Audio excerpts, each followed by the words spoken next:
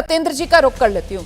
सत्येंद्र जी राजनीतिक विश्लेषक हैं, सत्येंद्र जी समाजवादी पार्टी के पक्ष की बात रखते हैं। और सत्येंद्र जी, आपके पास मैं सीधे इस सवाल के साथ आ रही हूं कि ये जो कहा जा रहा है ना कि साहब ये कांवड़ यात्रा को बदनाम करने की साजिश है, तो अब तो खुलकर बीजेपी के नेताओं की तरफ से कटघरे में समाजवादी पार्टी को खड़ा किया जा रहा है कि ये समाजवादी पार्टी जानबूझकर कांवड़ यात्रा को बदनाम करने के लिए अपने लोगों को यात्रा में घुसा रही है और उनसे ये हंगामे करवा रही है। सत्येंद्र जी, देखिए, सबसे पहले तो जो महाराज जी को यही नहीं मालूम है कि वो कहना क्या चाह रहे थे।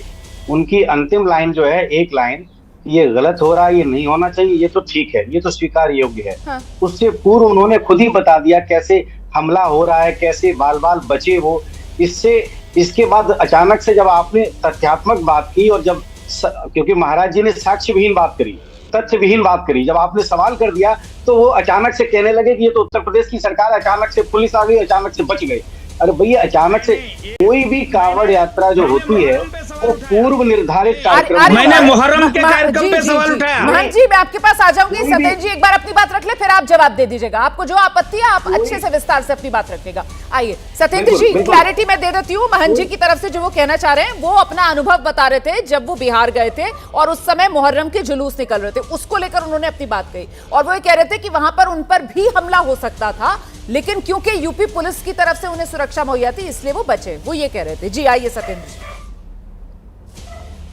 रोमाना जी, कांवड़ यात्रा जी, सबसे पहले तो तथ्यात्मक बात करिए, आप थोड़ा सा सही से अगर सोचिए, विचार करिए। कांवड़ यात्रा कोई ऐसी चीज नहीं है कि अचानक से एक आदमी बीच में आया और उसने कंधे पे कांवड़ यात्रा रख ली और चल दिया और गायब हो गया। ये कांवड़ यात्रा जो होती है पूर्व निर्धारित कार्यक्रम होता है। एक व्यक्ति अपने पूरे अंदर से अपने आप को रंगता है और भक्ति में होता है, कहीं से शुरू होती है और कहीं समाप्त होती है। अचानक से चलो और रख ली और गायब हो गए।